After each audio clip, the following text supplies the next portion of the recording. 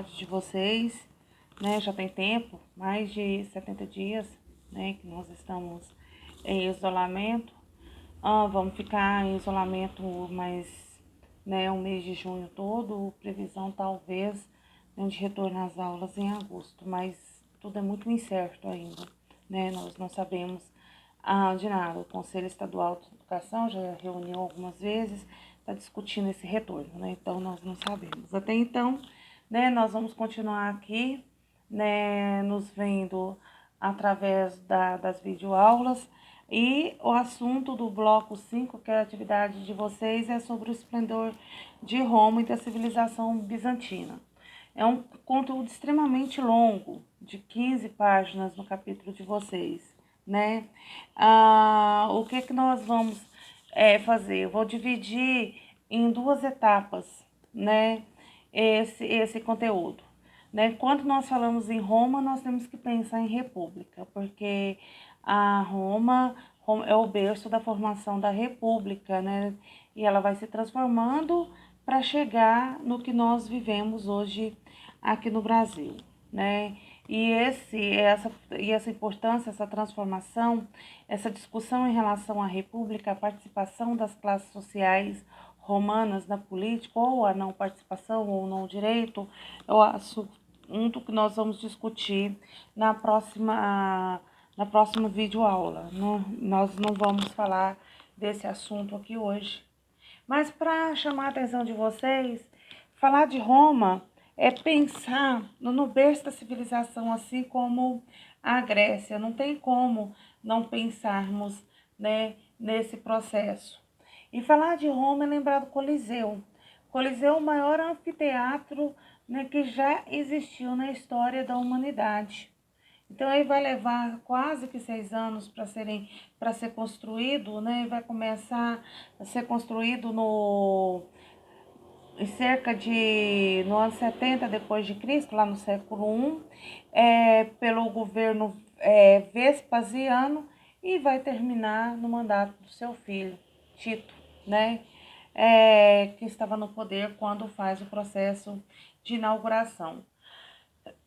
Quando inaugura o Coliseu, nós vamos ter 100 dias de jogos nas arenas do Coliseu. As atrações incluíam desde execuções, né, de pessoas contrárias ao governo por dívida, escravos e por aí vai, a batalhas navais, combates de gladiadores, que era mais comum ainda, entre esses gladiador com gladiador, entre gladiador e animal, principalmente os leões, lutas e caças de animais, dentre outros. Dentro do Coliseu existe túneis, né, que até hoje não sabe onde vai dar. E além disso, existem áreas, né, que formassem uma espécie de labirinto para essas caçadas de animais. Vale a pena vocês darem uma pesquisada, verem as imagens. É um dos monumentos históricos mais visitados no mundo. Ele fica em Roma, hoje é a capital da Itália, né, a cidade de Roma, né, e, né, as pessoas vão muito poder visitar o Coliseu. O Coliseu de Roma é o maior anfiteatro do mundo, é um dos maiores símbolos da cidade italiana, possuía 3 andares, depois foi adicionado um quarto. O Coliseu possui 45 metros de altura, que corresponde a um prédio de 2 andares, né? Foi construído com concreto e areia, também foram utilizadas pedras de mármore e ladrilho. Na Roma Antiga, ele abrigava entre 50 e 80 mil pessoas, possuía cerca de 80 escadas, o que facilitava a saída de tanta gente. Durante os jogos inaugurais, estima-se que morreram cerca de 9 mil animais, 2 mil gladiadores. Só para vocês terem a ideia dos massacres que aconteciam nesse processo. A arena media em torno de 87,5 metros por 55 metros. Alguns espetáculos incluíam animais exóticos, os que eram importados principalmente da África: leões, panteras, elefantes, rinocerontes, girafas, dentre outros. As arquibancadas eram divididas segundo as classes sociais. O pódio era para as classes altas, a mediana para a classe média e os pórticos para a classe baixa, né? Ele foi construído no local que sofreu um grande incêndio durante o governo do imperador Nero. Então, assim, vale a pena vocês, né, dar uma clicada, uma pesquisada sobre o Coliseu. O Coliseu é só para chamar a atenção para vocês a importância desse conteúdo que nós vamos falar do esplendor de Roma e da civilização bizantina. Então, nós temos duas explicações para a origem de Roma. Uma explicação é uma mitológica e a segunda explicação é a história. Segundo a narrativa mitológica, dois gêmeos, Rômulo e Remo, foram abandonados no rio Tibre.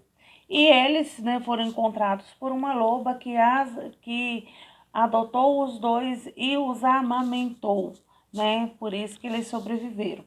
Recolhidos e criados por pastor, cresceram e fundaram duas cidades. A cidade de Roma, sendo Rômulo seu primeiro rei. Pesquisas arqueológicas revelaram no século 8 a.C. os chamados povos latinos. Então, nós vamos ter um encontro cultural para a formação desses povos latinos. E nós somos oriundos, né? Ou seja, nossa origem lá remota, bem remota, advém-se daí, porque nós somos colonizados por Portugal. Portugal é um povo considerado também latino, né? Uma mistura, né, entre invasores, né, indo-europeus, ou seja, da Indonésia junto com os europeus, e grupos mediterrâneos, ou seja, indivíduos que viviam às margens do Mediterrâneo. Habitava a região central da Península Itálica. Essa junção desses diversos povos, né, que vão se organizar em pequenas comunidades, vai dar origem à cidade de Roma. Essa é a explicação histórica.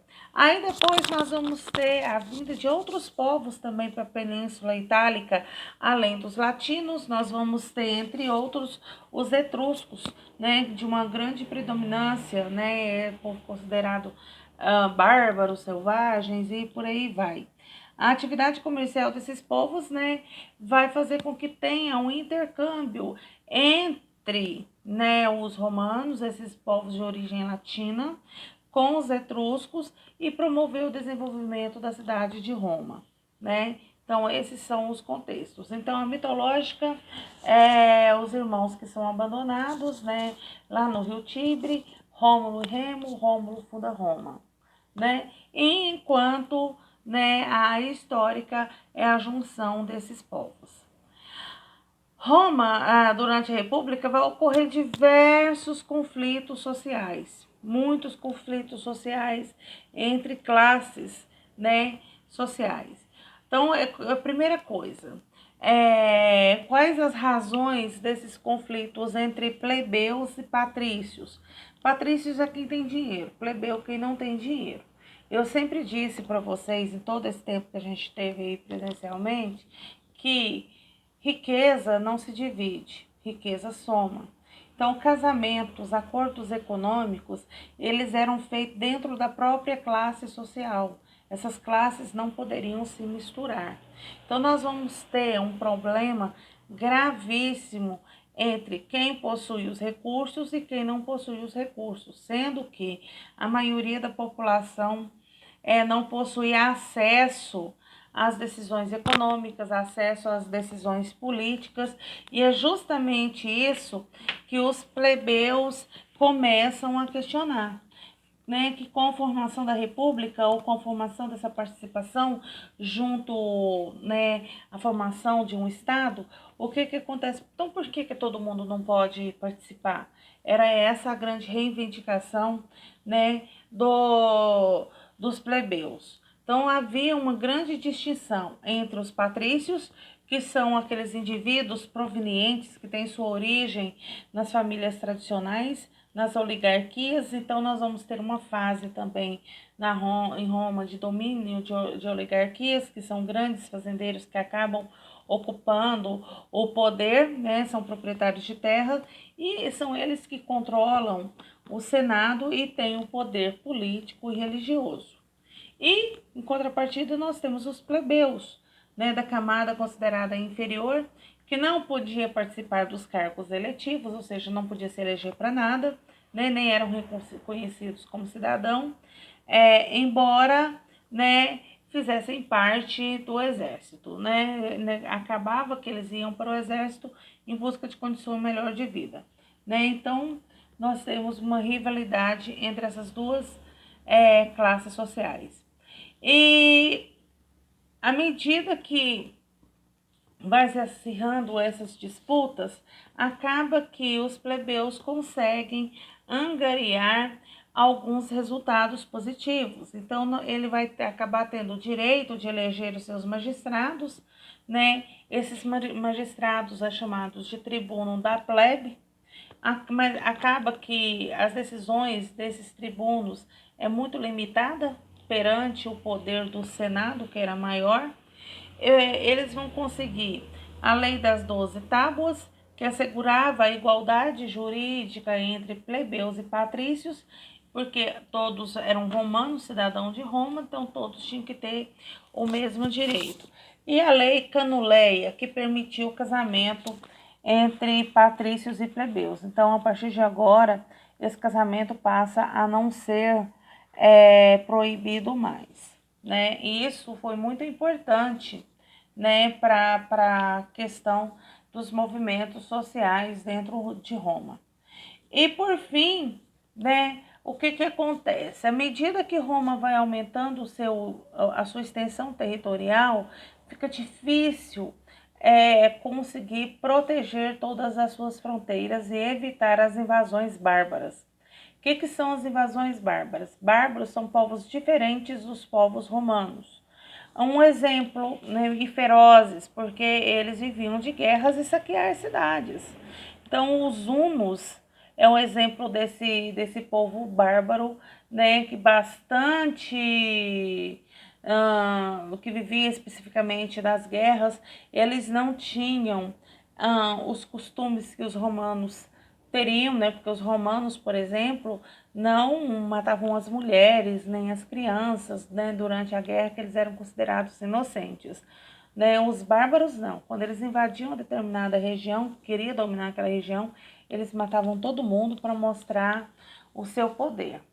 Então, essas invasões vai facilitar que o Império Romano entre em declínio, vai começar a desaparecer e surgir novos, né, territórios, não que sejam novos povos, mas surge outro, né, grande império, que é o Império Bizantino, que foi a continuação do Império Romano na Antiguidade Tardia ou Idade Média, né? Lembrando que a Idade Média vai variar entre o início do século III, século V até o século XV, né?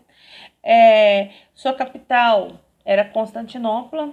Hoje, Istambul, se vocês tiverem curiosidade, dê uma olhada em fotos de Istambul. É uma das cidades mais bonitas do mundo, né? Com muitos pontos turísticos, né? Um mercado bem atuante na economia mundial. Originalmente era conhecida como Bizâncio, porque, né, herdou esse nome Império Bizantino por causa do seu primeiro imperador, que era o Bizâncio. Né? Chamado também Império Romano do Oriente, sobrevive a fragmentação e o colapso do Império Romano do Ocidente. Então, nós temos duas divisões do Império Romano. A parte do Ocidente, que acaba sofrendo muito com essas invasões bárbaras e vai se desagregando, e nós temos a parte do Oriente, que sobrevive formando o Império Bizantino. Dentro desse processo, né, o Império Bizantino foi conquistado durante a expansão militar da República Romana. Foi dividido por Teodósio, né, Grécia, Egito e Antólia, que fazia parte do território, passou a ser conhecido como Império Bizantino.